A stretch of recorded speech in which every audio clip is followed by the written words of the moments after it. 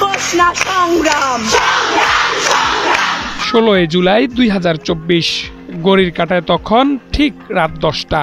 হঠাৎ করে নির্বিচারে হত্যা, নির্যাতনের বিরুদ্ধে নীরবতা ভেঙে জেগে উঠল ঢাকা বিশ্ববিদ্যালয়ের কুয়েত মৈত্রী হলের নারী শিক্ষার্থীরা। তাদের দেখে গোটা বিশ্ববিদ্যালয়ের নারী শিক্ষার্থীরা বের হয়ে আসে হল থেকে, প্রতিবাদে শামিল হয়।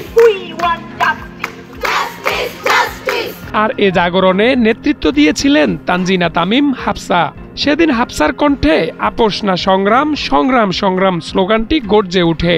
মুহূর্তে নেট দুনিয়ায় দাবানলের মতো ছড়িয়ে যায় তার কণ্ঠস্বর।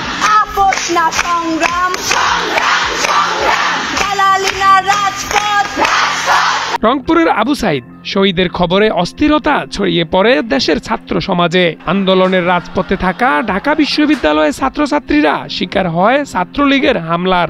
পুলিশি নির্যাতন আর বিজিবির তল্লাশি চলতে থাকে সমান তালে।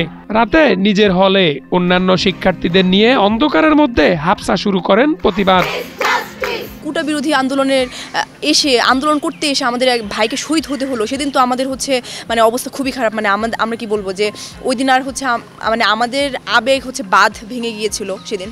তো আমাদের হলের সামনে আমরা সেদিন 2 হলের মেয়ের একত্রিত হয়ে মোমবাতি প্রজ্বলন এবং সেদিন আমরা কিছু গান গেয়েছি এবং সেদিন আমরা স্লোগান উচ্চারিত করেছি বরাবরের প্রোগ্রামের মতো, যেভাবে আমরা স্লোগান। তো সেদিন ওই স্লোগানটা বলার সময় হয়তো একটা ক্লিপ ইভেন কোন আপু সেটি ধারণ করেছে আমি জানি না, এখন হয়তো পাশের হল থেকে হবে বা আমার হল থেকে হবে। তো আমি নিজেও পরে দেখেছি যে এটা অনলাইনে আছে, বা আমি নিজে আমার ফোনে সেটা ধারণ করা না, এবং আমি আমার ফোনে সেদিনের কোনো ফুটেজ নাই। আপুর ওইটা পরে আমি পরবর্তীতে অনলাইনে দেখেছি। তো এটাই সেই দিনের মানে স্লোগানের পেছনের কাহিনী।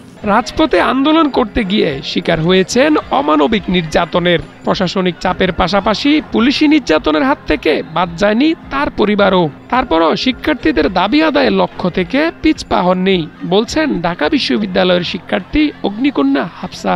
যখন কোনো একটা দেশের ক্রান্তিকালে এই জুলাই আমাদেরকে প্রমাণ করলো যে মেয়েরা, নারীরা তাদের জীবন দিয়ে এই পুরো একটা, আমরা যখন জুলাই পরবর্তী স্বাধীন বাংলাদেশ বলবো, সেটাকে নিয়ে এসেছে, এবং তাদের কন্ট্রিবিউশন যে কত ছিল সেটা কিন্তু সারা দেশের মানুষ সহ সকল ধরনের মানুষজন কিন্তু সেটা দেখেছে। ঢাকা বিশ্ববিদ্যালয়ের সমাজবিজ্ঞান বিভাগের এই শিক্ষার্থী ভবিষ্যতে রাজনীতি করতে চান, কাজ করতে চান সমাজে পিছিয়ে পড়া নারীদের নিয়ে, অবদান রাখতে চান নারী ক্ষমতায়নে। এই যে নারীরা জুলাইয়ের হারিয়ে যাওয়া নারীদের নিয়ে যাতে কাজ করে, এবং তারা যে এই যে তাদের যে কন্ট্রিবিউশন, তারা যে বিভিন্নভাবে যাতে তারা সেটি ফুটিয়ে তুলতে পারে, এবং যেই মেয়েরা হারিয়ে গিয়েছে তাদেরকে যাতে সামনের ল্যাম্পলাইটে নিয়ে আসা হয়, এবং যেই নারীগুলো আসলে জুলাই হাইলাইটেড এবং যাদেরকে সবাই চিনে, বা তাদেরকেই বারবার ওভারেটেড না করে, যে একটা প্রত্যন্ত অঞ্চলের যে একটা নারী যে কিনা জুলাই 1 গ্লাস পানি দিয়ে একজন জুলাইয়ের যোদ্ধাকে সাহায্য করেছে, তাকেও যাতে নিয়ে আসা যায়। এটা যদি করা হয় তাহলে কিন্তু নারীরা মোটিভেশন ফিরে পাবে, এবং তারা এই যে মানে পুরুষ এবং নারী এই যে একটা বিভেদ বা আমাদের যে পলিটিক্যাল যে একটা নোংরা কালচার ছিল সেখান থেকে বের হয়ে এসে নারীদের পার্টিসিপেশন কিন্তু বাড়বে, এবং আমরা যে নারী এম্পাওয়ারমেন্টের কথা বলি সেটাও কিন্তু বেড়ে যাবে। জুলাই বিপ্লবের রক্তাক্ত রাজপথে হাফসার সেদিনের স্লোগানটি আন্দোলনের ছাত্রীদের অংশগ্রহণের প্রেরণা জুগিয়েছিল।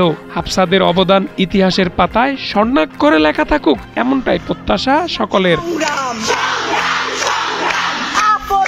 ফারুক মজুমদার, 71, ঢাকা।